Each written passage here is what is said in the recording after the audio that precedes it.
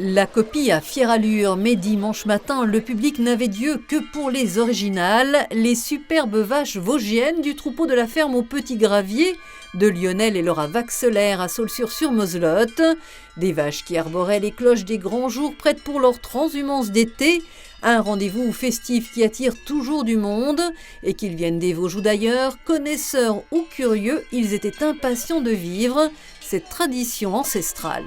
Tout à fait par hasard. Ce matin, on est allé au marché de Gérardmer et le monsieur qui vendait du fromage nous a dit qu'il y avait une transhumance. C'est super. C'est la première fois qu'on vient. Oui. On n'avait jamais le temps. Maintenant que je suis retraité, j'en profite. On se connaît pas, on vient de se rencontrer. Ouais, on parlait de sac isotherme pratique pour faire des randonnées. Qu'est-ce qui vous plaît dans la transhumance? La tradition d'être avec les bêtes, la nature et toutes ces choses qui se perdent. Nous, c'est pas la première fois qu'on vient, on l'a déjà fait. On va arriver en haut, en pique-nique, puis après on va faire un parcours par Tchefos, puis on reviendra par la voie verte.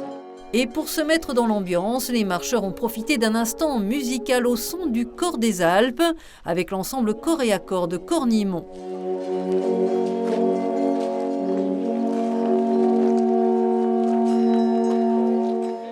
D'autres ont fait quelques provisions de produits de la ferme. Les gens qui ne connaissent pas, ils viennent découvrir. Et puis les habitués, ils viennent chercher leur petit minster, leur petit morceau de tome.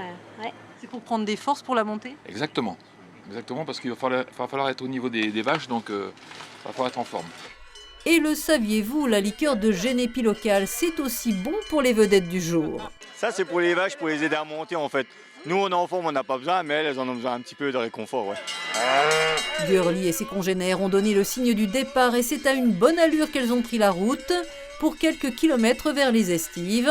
L'occasion d'admirer les paysages du massif vosgien, la transhumance pour la famille Vaxelaire, c'est bien plus qu'une carte postale, c'est avant tout un événement à partager.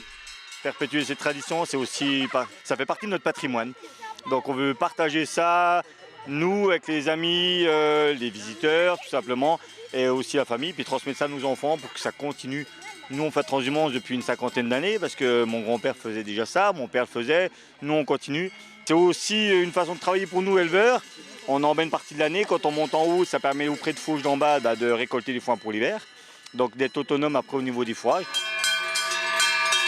Et cette année, la transhumance aura tenu toutes ses promesses sans crise sanitaire et sous le soleil. Mais il était déjà temps de repartir pour les Vosgiennes qui resteront sur les chaumes avant de redescendre à l'automne.